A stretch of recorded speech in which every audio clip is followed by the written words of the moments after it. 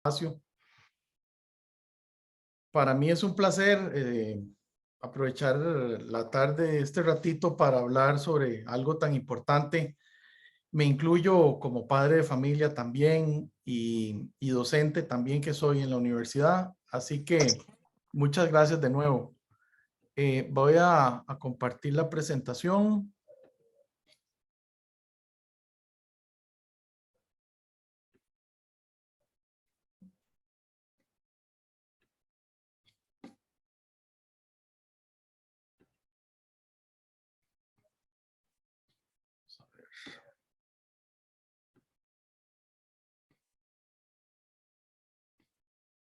Yo no sé si ya me escuchan bien, sí. Sí, señor. Sí, señor. Sí, Muy señor. bien, vamos a ver.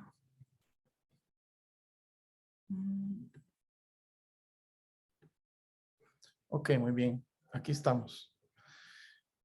Bueno, el tema de hoy vamos a hablar un poco sobre el bullying. Vamos a hablar un poco sobre qué es bullying, qué es el acoso.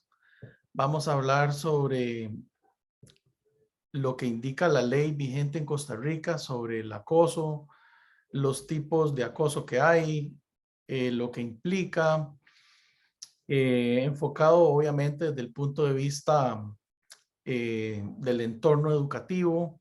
Vamos a hablar también un poquito sobre el acoso sexual. Vamos a hablar también un poquito sobre el tema de qué es lo que establece la ley para el acosador, ¿verdad? Para la víctima, cómo funcionan los procesos, qué tipos de sanciones hay, en general, cuáles serían las consecuencias y las repercusiones que tendría para, para el acosador y para su familia entrar en este tipo de justicia. Eh, bueno, como les decía Cristina, mi nombre es José Francisco Acevedo, yo soy abogado hace 24 años. Eh, Señor. tengo, Chiquito. tengo mi oficina, asesoro a diferentes empresas y diferentes clientes, tanto a nivel nacional como internacional. Y por supuesto que estos temas siempre son recurrentes en consultas en nuestra oficina y desde el momento que Cristina me pidió la asesoría y estar hoy aquí, pues con mucho gusto lo acepté. Por lo tanto, bueno, estoy a la orden y vamos a hacer la dinámica como decía Cristina. Vamos a dejar las consultas, los comentarios y todas las inquietudes que tengan para el final, así que yo les agradecería mucho que las fueran apuntando. Muchas gracias.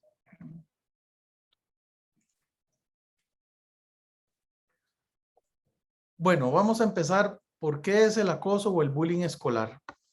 El bullying es un anglicismo, es una palabra que viene del derecho anglosajón, de las sociedades americanas y la sociedad británica. La palabra bullying significa intimidación.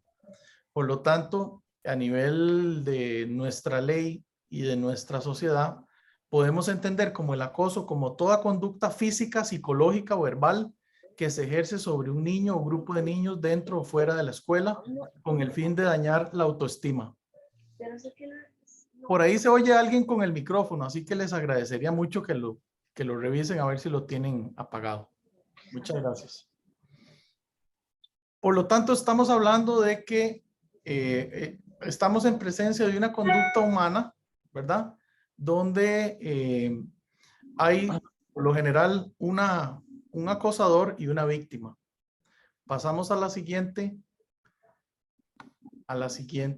diapositiva y vemos las características del acoso. Bueno, el acoso usualmente, tanto en adultos como en niños, se da lejos de la mirada o la presencia de adultos, es decir, se da en aposentos y se da en espacios y lugares donde usualmente no hay testigos, donde no haya ninguna autoridad ni haya ninguna persona que pueda reprender al acosador.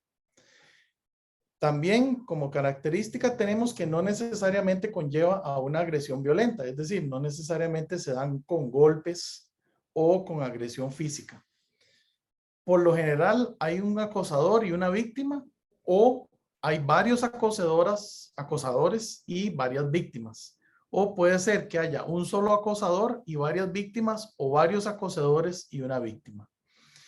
Usualmente el acosador o los acosadores utilizan lenguaje para intimidar, para humillar, para ignorar a la víctima o excluirlo socialmente, ¿verdad? Ese es, como por decirlo así, ese es el objetivo del acoso. ¿Te puedo decir una notición? Y por último, Hoy terminé unas también, prácticas para el quiz de mate que es para mañana y la tuve toda buena. hay alguien que tiene el micrófono abierto por ahí.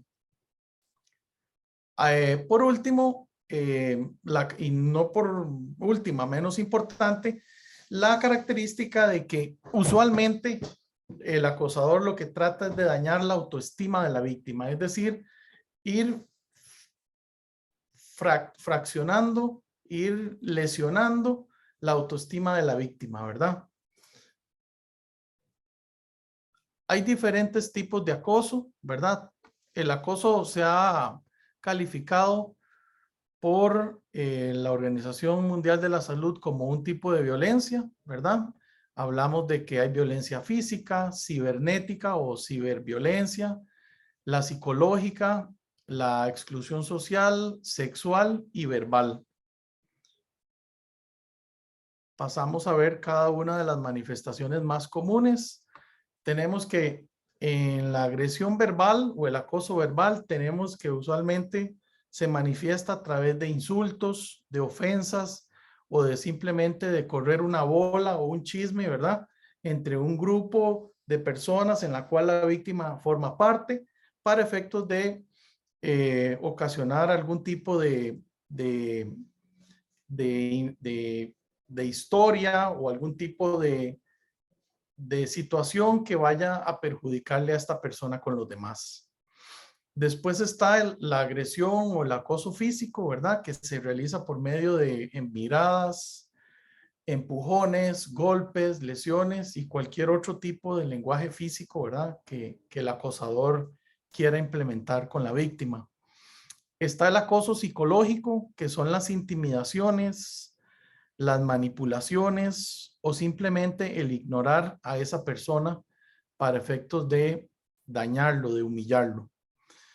También está el acoso sexual, ¿verdad? Que lo vamos a ver un poquito más detenidamente adelante, pero es cuando se da o surgen a raíz de conductas indeseadas por la persona que lo sufre, ¿verdad? Acercamientos, tocamientos y en general cualquier tipo de hostigamiento o acoso que tenga contenido sexual. Y últimamente, y muy reciente auge, está el acoso cibernético o ciberacoso, que es aquel que se utiliza o que se da cuando se utilizan redes sociales, se da a través de los correos o cualquier otra plataforma digital o virtual en donde estén involucradas las partes, ¿verdad? Tanto el acosador como la víctima.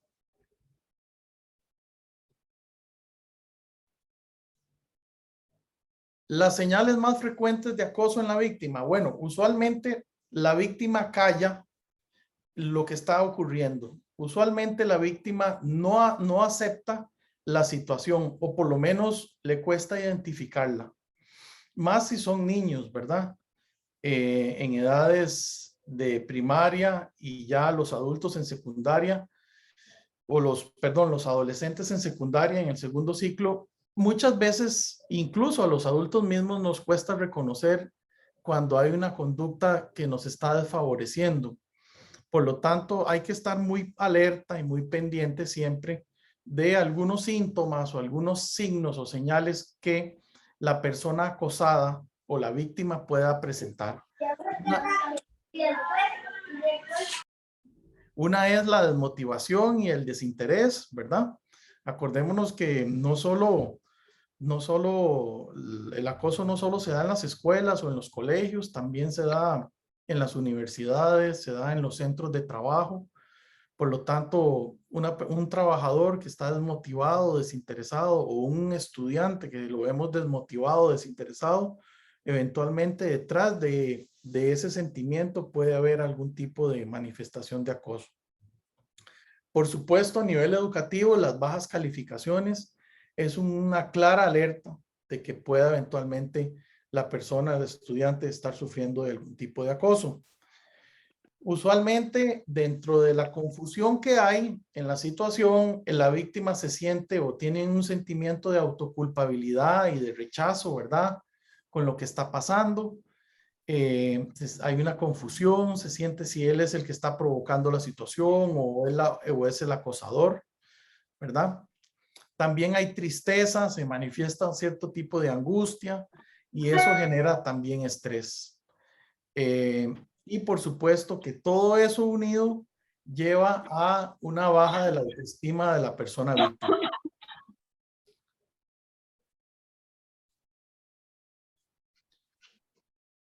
Luego de haber analizado un poco las manifestaciones de acoso escolar o de acoso, de los diferentes tipos de acoso en general, vamos a ver un poquito sobre el acoso sexual.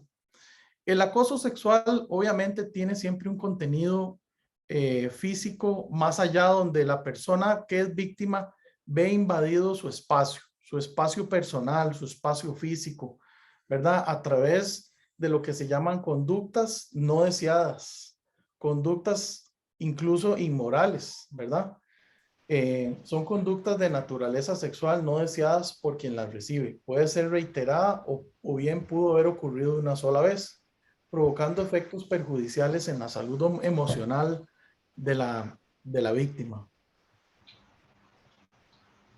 Las conductas de acoso o hostigamiento sexual, hay diferentes tipos de conductas, ¿verdad? Que pueden configurar como hostigamiento. Muchas veces se entiende como que el acoso tiene que ser sistemático, reiterado en el tiempo, permanente, no necesariamente, ¿verdad? Puede ser que se dé mediante actos aislados en diferentes momentos, en diferentes lugares, ¿verdad? Por ejemplo, la más común es cuando se piden favores sexuales en situaciones de empleo o de estudio a cambio de alguna cosa, ¿verdad? Que impliquen también promesas a cambio de un trato preferencial o si no, algo a cambio. Siempre tiene que haber algo a cambio. El acoso siempre funciona para obtener algo. Obviamente que es algo que está prohibido por ley. Las amenazas, en caso de que la víctima no ceda, ¿verdad? Usualmente, pues, lo llevan también a sentirse deprimido, a sentirse atacado, a sentirse que ha perdido su tranquilidad, su paz, ¿verdad? Lo cual obviamente pues tiene que alertar y poner la denuncia respectiva, como más adelante lo vamos a ver. En realidad, el mundo de las conductas de acoso o hostigamiento sexual es muy amplio. Yo he traído aquí algunas de las más usuales, ¿verdad? Que son las que más conocen los juzgados a nivel de los tribunales de justicia. En este caso estamos hablando del uso de imágenes o palabras con contenido sexual, los piropos o gestos sexualizados, pero ya a un nivel, ¿verdad? Más extrovertido, a un nivel ya más generalizado, sin ningún tipo de reserva, ¿verdad? Los acercamientos corporales también y las comunicaciones no deseadas con contenido romántico o sexual. Todo eso puede calificar como conductas de acoso u hostigamiento sexual.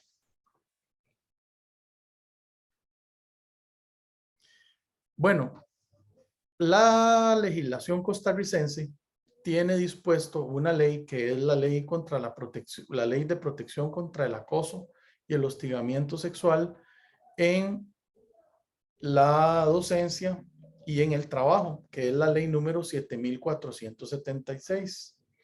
esa ley dispone que en todos los centros docentes y todos los centros de trabajo debe haber un reglamento para recibir y tramitar las denuncias y sancionar a los acosadores. Por lo tanto, y en este caso el colegio, ustedes deben saber que el colegio también dispone de una oficina en la cual está preparada, con personal preparado para tramitar la recepción y de la denuncia en caso de que haya algún tipo de acoso y por supuesto que darle trámite y eventualmente resolverla. La ley establece que el colegio como entidad, en este caso, no está obligado a resolver los casos, sino que en dado caso, si considera que debe ser resuelto por la corte, entonces tiene que remitir el caso a los tribunales para que sean los tribunales los que lo resuelvan. Hay alguien que tiene ahí el parlante abierto. Ok. Yendo siempre dentro de la legalidad de los temas, consideré importante para la charla de hoy no solo hablar del acoso, sino pues obviamente hablar cuándo el acoso puede llegar a ser delito, porque vamos a ver, estamos claros que una situación de acoso puede ser no tan grave, puede llegar a ser un tema espontáneo, a ser un tema que no pasó a más, un tema que se pueda disciplinar a través del reglamento interior del colegio, ¿verdad? Disciplinario. Y el asunto quedó ahí. Se aborda el episodio, se da un acompañamiento al estudiante, se habla con la familia y se resuelve de una manera muy favorable para las partes, no solo para el acosador, sino para la víctima. Pero sí hay algo importante que todos tenemos que saber y es que, bueno, ¿cuándo un acoso puede llegar a ser delito? Y una de ellas es enfrentar las consecuencias legales y económicas de si eso pasa y está regulado por la Ley de Justicia Penal Juvenil, que es la ley número 7576. Hay que entender siempre las cosas desde lo básico, ¿verdad? Aquí quise traerles esta imagen de un papá ayudando y acompañando a su hijo para hablarles sobre el principio general de responsabilidad.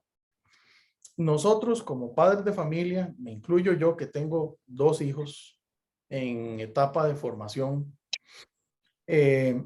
tenemos que saber que la ley nos da toda la responsabilidad sobre nuestros hijos y sobre todo lo que ellos hagan en el tanto sean menores de edad y no hayan cumplido los 18 años, ¿verdad? En este caso les traigo la mención que hace el artículo 1047 del Código Civil, que habla de que los padres son responsables del daño causado por sus hijos menores de 15 años que habiten en su misma casa. En su defecto serán responsables los tutores o encargados del menor, que obviamente vienen a ser los sustitutos de los padres. ¿Eso qué quiere decir? Que mientras nuestros hijos estén bajo nuestra custodia, nosotros vamos a ser responsables por todos los actos que ellos generen y sobre todo si generan algún tipo de daño o perjuicio o lesión a terceras personas.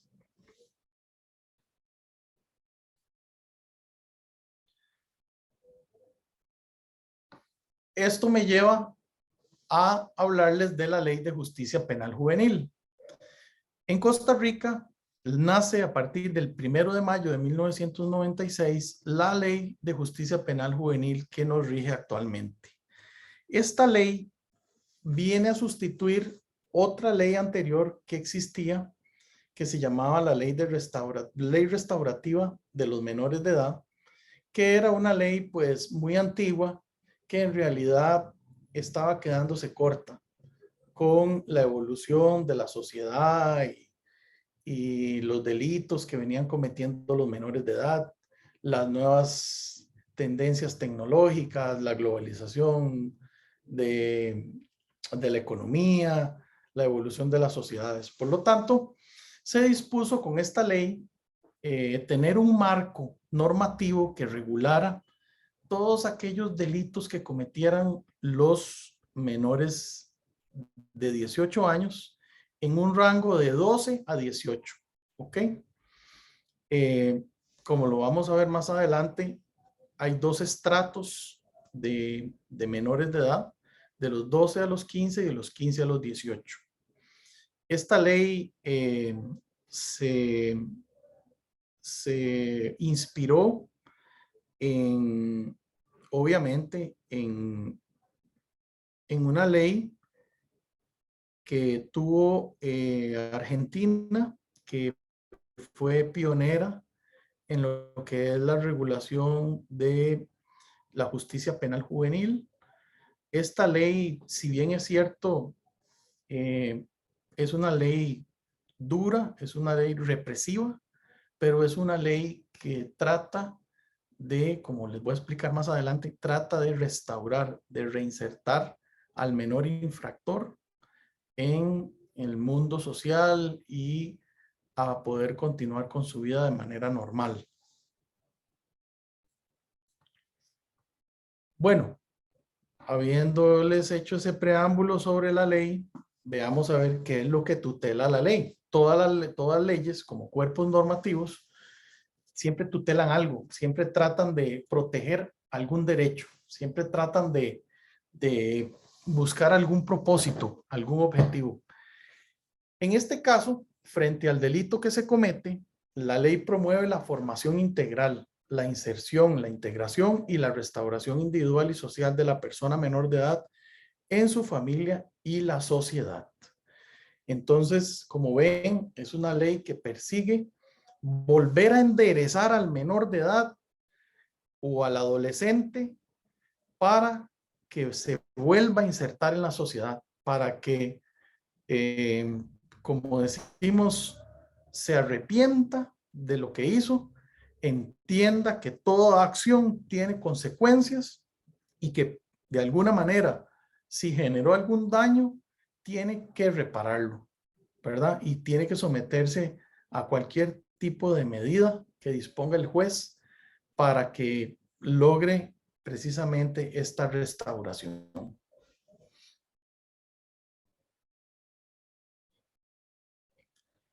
Ok, hasta el momento hemos hablado de delito, pero ¿qué diferencia un acoso de un delito?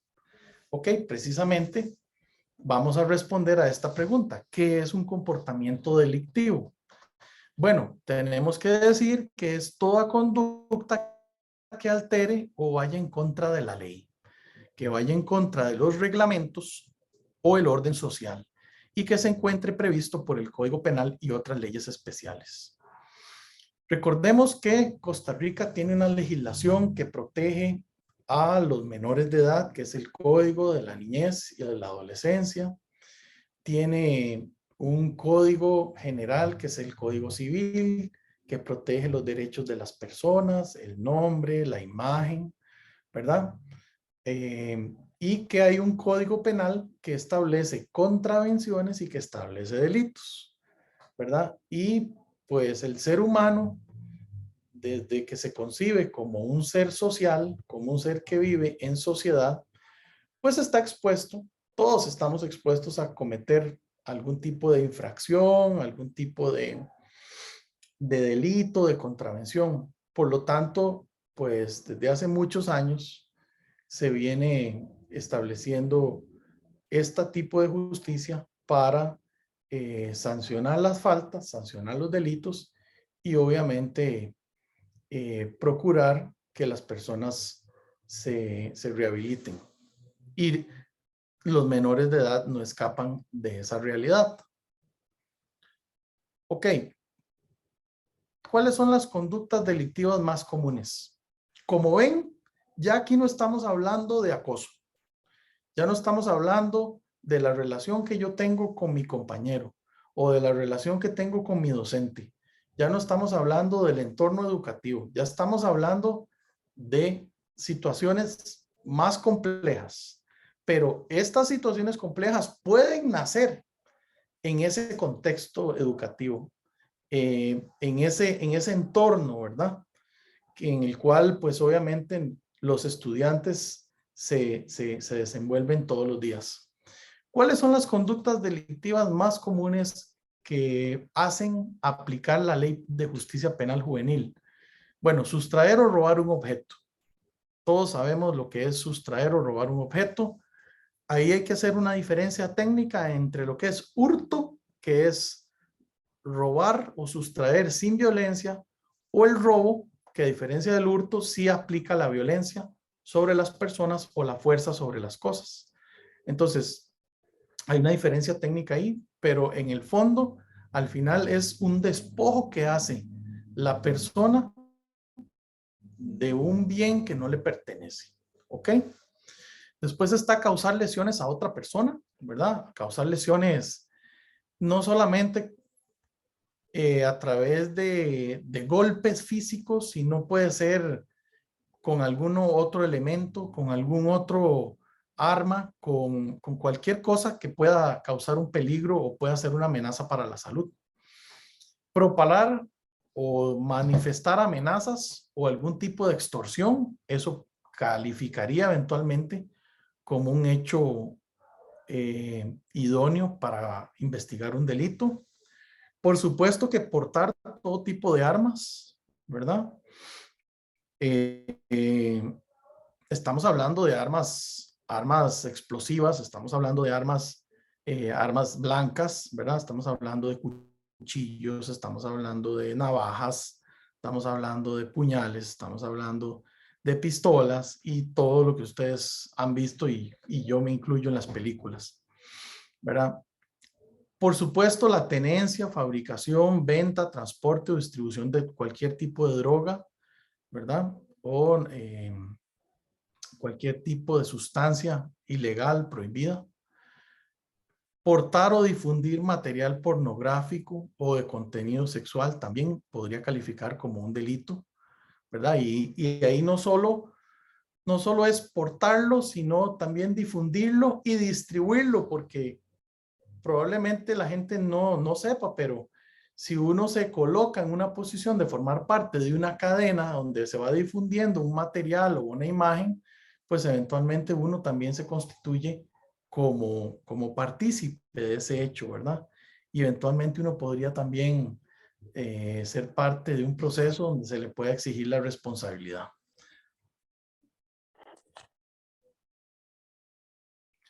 Ok, más conductas delictivas. Por supuesto, y la más grave, que es el homicidio, ¿verdad? Ocasionar la muerte a otra persona. Cometer violación, ¿verdad? Desde el punto de vista sexual. Las relaciones o conversaciones impropias con mayores de edad también podría eventualmente constituir un delito, ¿verdad? Todos sabemos lo que es una relación impropia, ¿verdad? Por la diferencia de edad que hay y la diferencia de madurez. La agresión con arma o objetos peligrosos, como dijimos. La receptación de objetos robados, ¿verdad? Eso es muy importante y a raíz de esta charla pude investigar un poquito y me indicaron que este es uno de los delitos que más llegan a conocimiento, ¿verdad? De los muchachos que les llegan a ofrecer un celular o les llegan a ofrecer un equipo, les llegan a ofrecer cualquier dispositivo y tal vez es un objeto que ya fue reportado como robado. Entonces hay que tener mucho cuidado con esas cosas. Y bueno, por último, tenemos el uso indebido de imágenes. El uso indebido de imágenes es cuando, o de grabaciones también, cuando de alguna manera violamos la intimidad y no tenemos el consentimiento de una persona para grabarlo, para tomarle fotografías, ¿verdad? Eso eventualmente también puede ser calificado como un delito.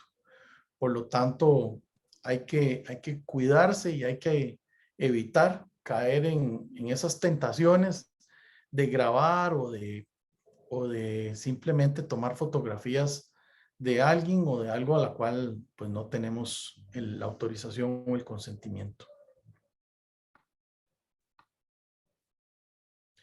Ok, una vez que se comete el delito y hay una denuncia, la denuncia va a ser conocida por un juzgado penal juvenil.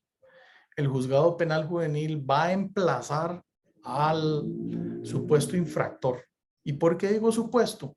Porque en Costa Rica rige el principio de inocencia. Es decir, por más que exista una denuncia en contra de una persona, esa persona no puede ser calificada de culpable sino hasta que se demuestre mediante una sentencia que hay pruebas suficientes que demuestran que efectivamente hay una alta probabilidad de que cometió el hecho que se denuncia o el hecho que se investiga.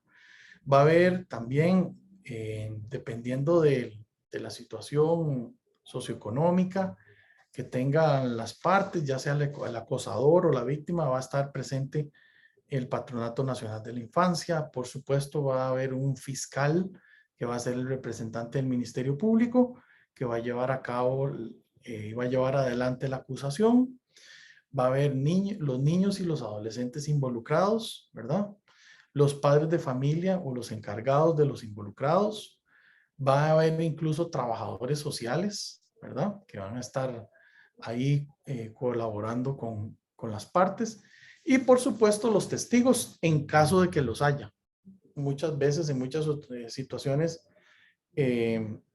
los hechos ocurren en contextos de clandestinidad o donde no hay presencia de ningún tipo de testigo. Entonces, lamentablemente esos juicios no llegan a su final precisamente por no poder tener prueba suficiente para demostrar lo que se denuncia. Las etapas, como cualquier proceso, este proceso tiene 3 etapas bien definidas. La primera etapa es la etapa de inicio, donde viene la víctima declarando que fue la situación. El acosador tiene el espacio, se le abre el espacio para que tenga responda a los cargos que se le hacen, aporte la prueba, ¿verdad? Y el fiscal, pues obviamente va a llevar a cabo, va a conducir la investigación para efectos de demostrar cuáles hechos son controvertidos y cuáles son las pruebas realmente idóneas o pertinentes para que se tengan que recibir en el proceso. En una segunda etapa, se llama etapa de juicio, ya con el caso ya establecido y fijadas las proposiciones de las partes, se convoca a las partes a una audiencia pública y oral de juicio donde se va a determinar con base en las pruebas y los hechos la responsabilidad y las eventuales sanciones que tiene el delito o los delitos. Eso es importante, no solamente puede darse un proceso con un delito, sino que puede darse un proceso que tenga varios delitos. Por último, una vez que se dicta la sentencia, viene la tercera etapa, que es la etapa de la ejecución, donde se va a ejecutar lo que se dispuso en la sentencia y va a haber un juez que va a ser el vigilante y el supervisor de que se cumpla con el castigo o con la medida que se impuso. Y eso es lo que se conoce por la ejecución de la pena a cargo del infractor.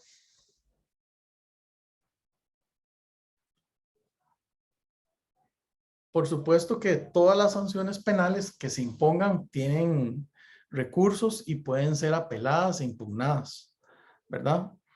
Es parte de los derechos y garantías de los niños tener una adecuada defensa, un debido proceso, presentación de pruebas, contrapruebas, argumentaciones, conclusiones y por supuesto toda la etapa de recursiva que es para atacar cualquier resolución que considere que no ha sido razonable o que no ha sido dictada conforme a las pruebas. Por lo tanto, como les decía al principio, esta ley, si bien es cierto, es de carácter represiva y sancionatoria, también, como les dije, tiene fines restaurativos, es decir, busca cómo volver a encauzar a ese menor que cometió el delito para que se vuelva a insertar en la sociedad, para que se arrepienta y para que conozca que hay un sistema y una ley que tiene que respetar tanto como menor como cuando llegue a su mayoría de edad, ¿verdad? Por lo tanto, se le da la oportunidad de que vuelva a reinsertarse sin ningún problema. Ok, ¿qué nos trae la Ley de Justicia Penal Juvenil? Además del proceso y además de la tipificación de las conductas, obviamente trae sanciones. Obviamente trae sanciones. Básicamente se clasifican en 3 sanciones. Las sanciones socioeducativas, ¿verdad? Que son, por decirlo así, las del primer nivel, donde va a haber una amonestación por parte del juez o va a haber un trabajo social que se va a imponer, ¿verdad? Donde usualmente se coloca al menor infractor o condenado, por decirlo así, para que haga trabajo social en un hospital, en un asilo, para que ayude con en alguna institución, ¿verdad? A limpiar o que ayude a realizar cualquier tipo de labor. Usualmente se mide en horas, ¿verdad? 100 horas, 150 horas. También se le puede imponer un curso, ¿verdad? Algún curso dependiendo del delito que cometió y las consecuencias que produjo. Se le puede poner algún tipo de curso o capacitación en alguna universidad, en algún colegio o en alguna institución del Estado. En el segundo nivel de sanciones tenemos las sanciones de orientación y supervisión. En este caso se fijan medidas. El juez requiere, por decirlo así, salvaguardar el interés del menor, que si bien es cierto, ya se ha catalogado como infractor, pero también se considera que hay medidas que también necesita. Por ejemplo, se le fija cambiar su domicilio, necesita o bien fijar un domicilio exacto si tiene varios, o se le indica que no puede frecuentar algún tipo de lugar o no puede frecuentar con alguna persona en especial, ¿verdad? Se le pone una restricción para acudir a ciertos lugares, a ciertos eventos, ¿verdad? Eso por algún tiempo, eso no puede ser perpetuo. Y por último está el tercer nivel de sanciones, que es el nivel de internamiento y prisión. En el caso del internamiento, estamos hablando de centros especializados para menores, donde son internados para efectos de que tengan algún tipo de recuperación o rehabilitación, sobre todo en el caso de que consuman drogas o que tengan algún vicio fuerte. Y la pena de prisión es cuando ya no hay ninguna forma más que aislar, ¿verdad?, al menor. Por lo tanto, en el caso de que tenga de 12 a 15 años, la pena de prisión máxima va hasta los 10 años, y para aquellos que tengan 15 a 18 años, la pena de prisión máxima es de 15 años. Repercusiones económicas, por supuesto que las hay. En el caso de tener que enfrentar un juicio, la familia del menor que como resultado del proceso es encontrado culpable, tiene que pagar las costas del proceso, que son los honorarios de los abogados, tiene que reparar los daños y los perjuicios, tiene que pagar alguna multa y tiene que pagar cualquier otra indemnización que se presente en el proceso por parte de la víctima o la persona afectada. Por supuesto, al igual como sucede con la aplicación del derecho penal en los adultos, las sanciones también se pueden agravar en el caso de los menores. Estamos hablando de que cuando se trate de bienes públicos del Estado o cuando se hayan afectado intereses colectivos o a la comunidad, o cuando se hayan afectado intereses o derechos de personas en estado de vulnerabilidad, por ejemplo, los discapacitados, los adultos mayores, o las mujeres embarazadas, en ese caso, el juez va a tomar muy en cuenta esta afectación para efectos de imponer la sanción en el extremo más alto. Las recomendaciones que he considerado importante y luego de revisar algunos materiales que me suministraron para efectos de todos los padres, ¿verdad? Hay que evitar el abuso de nuestros hijos en los teléfonos celulares o dispositivos con conexión a internet. Hay que restringir el acceso de los estudiantes a películas, videos o juegos con contenido sexual, contenido violento u otro tipo, ¿verdad? Es decir, no hay que perder de vista que son seres que están en un proceso formativo, que no tienen el conocimiento ni la malicia para entender muchas cosas de adultos, por lo tanto necesitan siempre una guía constante. Y por último, guiar y retroalimentarse constantemente sobre las amistades, lugares y las relaciones que tienen nuestros hijos con los amigos, con los compañeros, con los vecinos y con todos los familiares.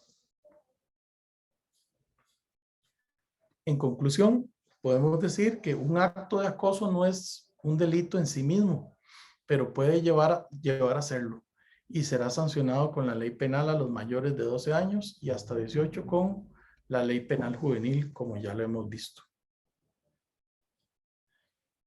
Siempre en las charlas que doy, usualmente cuando tengo que hablar de algún tipo de ley, siempre utilizo el semáforo como un signo distintivo del cumplimiento de la ley y en general de respeto a los derechos de los demás. Y en este caso me pareció conveniente y prudente utilizarlo porque, bueno, no hay mejor forma de entender cómo es que tenemos que vivir con respecto a los demás, ¿verdad? Que utilizando la mecánica del semáforo. El semáforo tiene 3 colores muy claros que se identifican en rojo, amarillo y verde. Igual es la ley. La ley nos permite, la ley y en general el comportamiento del hombre en sociedad nos permite actuar siempre de 3 maneras, por lo general, igual que el semáforo. El rojo es prohibido, no podemos hacer eso. Si lo hacemos, ya sabemos la consecuencia. El amarillo es precaución, es cuidado. Sabemos que podemos hacer algo, pero con cuidado. Y el verde es porque tenemos permiso, porque tenemos autorización, porque tenemos licencia para hacerlo. Entonces, consideré que era importante enmarcarlo dentro de la charla y, por supuesto, que nunca está de más en promover siempre la cultura del respeto a los derechos de los demás y al cumplimiento de la ley. Y finalmente, pues obviamente que prevenir, detener y combatir el acoso es una responsabilidad de todos que comienza desde nuestros hogares hasta los centros de trabajo, hasta los centros educativos. Como sabemos, para los menores el centro educativo es su segunda casa y para los adultos el trabajo es nuestra segunda casa. Por lo tanto, los buenos hábitos y las costumbres que tenemos en nuestra casa, tenemos que llevarlas o indirectamente las llevamos a nuestra segunda casa. Por lo tanto, lo que hagamos dentro de nuestra casa, para bien o para mal, se va a reflejar en nuestra segunda casa. Entonces, siempre es importante tener presente eso y ser consciente. Les agradezco mucho su tiempo. Espero que haya sido de gran provecho. Y por supuesto, abrimos en este momento el espacio de preguntas y comentarios que para mí van a ser muy valiosos y espero poderles corresponder con las respuestas correctas. Muchas gracias.